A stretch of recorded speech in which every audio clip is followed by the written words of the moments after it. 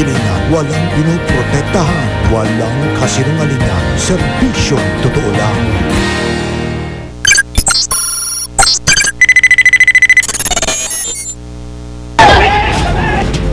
Ngayong gabi sa investigador, may patok daw na negosyo sa Malibay, Pasay, ang pagtutulak ng droga. Ang mga source na kasi nito in-check na eh. So ibig sabihin talaga malakihan sila. Ang laglag nila umaabot ng 1 kilo, 1 linggo. Liman! Sinala yung maklan! Huwag niyo kayo turo-turo dito! Yes, ano to, Quezon City Hall, pinuputakti nga ba ng mga multong empleyado? Hindi pumapasok, hindi nakikita, pero di o mano'y sumesweldo.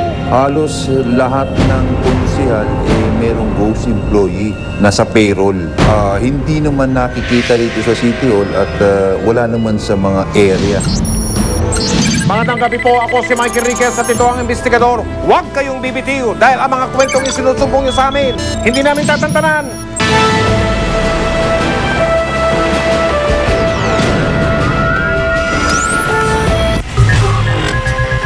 Tila sangang-sangang bituka ang Apelo Compound sa Malibay, Lungsod ng Pasay. Doon mga tao raw ang nagsisiksikan at may namumugat pa raw na illegal na bentahan. Okay, all teams, ready to go na tayo ha, dire-diretso na to.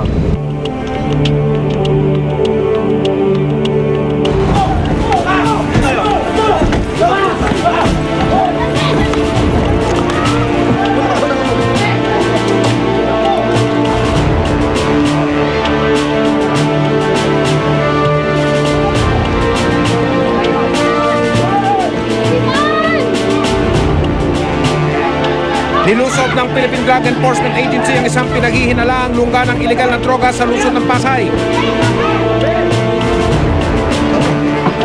Tila kidlat sa bilis na pinagtas ng mga operatiba ang makikipot na eskinita.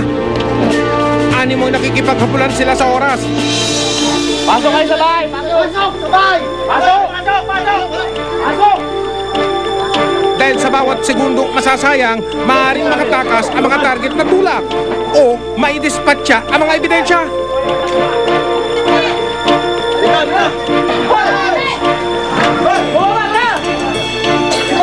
Pero walang nakakatiyak kung ano ang maaaring mangyari sa operasyong ito.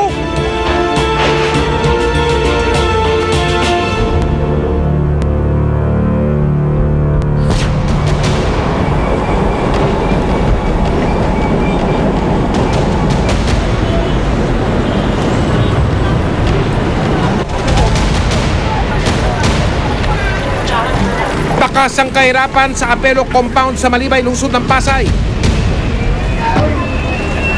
Tila nilulunod ng ingay ang looban.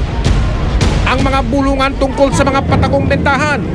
Umaalingasaw raw ang amoy ng droga sa mga eskinita. Ang Punsalan Drug Group ay isa sa mga pinakamalaking grupo na nag-ooperate sa Pasay. Hindi lang sa Pasay, ba't umaabot sila hanggang sa Pasig. Sa lungsod ng Pasay raw ang sentro ng operasyon ng grupo. Malaking problema namin sa Pasay. As far as Pasay City is concerned, talagang mabigat ang grupo ng Punsalan. Ang mga source na kasi nito in-check na eh. So ibig sabihin talagang malakihan sila. Ang laglag nila umaabot ng 1 kilo, 1 linggo. So malaki talaga ang grupo. So maituturing talaga ito na main distributor sa Pasay City.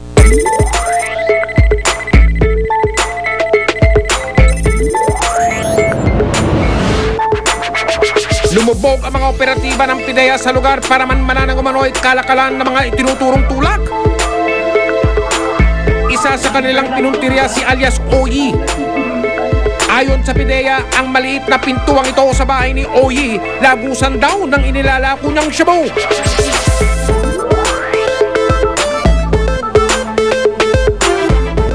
Nabisto rin nila ang patagong pagpapakete ni Oyi. During the actual transaction, pinapili niya pa nga ako.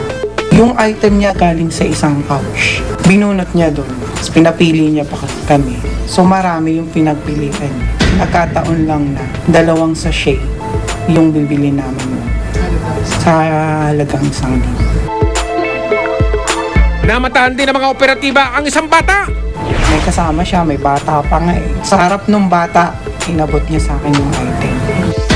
Naloko na. Kakapalan na ng mukha kahit makita pa na walang muwang na bata. Natuntong na rin ang isa pa sa sinasabing pusher na kilala sa alias na Boy. Pagpasok namin sa squatter ng apel, namataan agad namin si Boy kasi madalas nakatambay siya sa may pulang gate. Nag-offer naman ang Boy na may item siyang maganda. Pag abot namin ng pera, pumasok lang saglit si Boy sa bahay, kinuha sa kwarto. Tapos ganun din kadali yung abutan ng item. Meron agad kami. Nag-offer pa siya ng mga pwede kaming kumuha ng 3 bulto. Sunod ay binaybay ng PIDEA ang madidilim at masisikip na iskinita patungo sa bahay ni alias Veronic. Kilala rin daw siya sa tawag na nanay. Pero hindi ka naman daw maliligaw dahil nanghuhumiyaw ang pangalan niya sa pader ng kanyang bahay. Ang bahay kasi ni Veronic, sa dulo siya. So dead end na yun. Maliban doon may paakyat sa bubong, masukal na rin. Last kasi, tapos yung gate niya bakal. So hindi siya masyadong nagpapapasok. Pag kilala niya, abutan lang din sa may pinto. Tapos ganun lang kabilis yung transaction. Sa kanya ko nabili yung item. Siya rin nag-abot sa. Ayon sa PIDEA, ang karaniwang customer na mga hinihinalang tulak, mga kapitbahay mismo nila. Hala! Hindi natin maiwasan yan na magkaroon din ng mga estudyante na kumukuha ng mga droga dyan. Mga drivers, tricycle drivers, yung mga dyan, yung ibang dyan, yung mga nag-standby lang dyan. So, ganun yung patakaran nila dyan.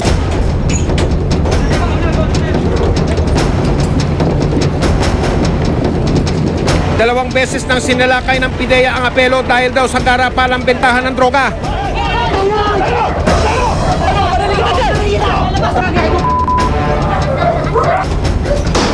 Kasama ang investigador sa isa sa dalawang operasyong ito ng mga otoridad. Ba't ayaw nyo? May tinatago kayo, no? Pasok kayo! All positive. Yung una, November of 2009. Yung pangalawang raid naman, sometime March or April of this year. Pero animoy sakit na cancer daw ang problema sa droga. Sa bawat isang tulak na matagpas, tila 10 galamay raw ng droga ang pumapalit. Within the compound, magtutulong-tulungan sila para mapagtakpan, maitago kung sino man yung huhulihin ng law enforcers. And this made it more difficult for us to do our job. Pero sa halip na panghinaan ng loob ang PIDEA, agad silang kumuha sa korte ng search warrant.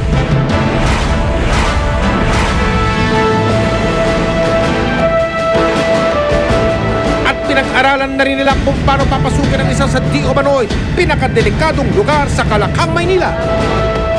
One po sir. Bali yung SES po, pwede mo dito pa. Lumali yung ladder. Susunod, apelo compound sa Pasay, may sasalakay.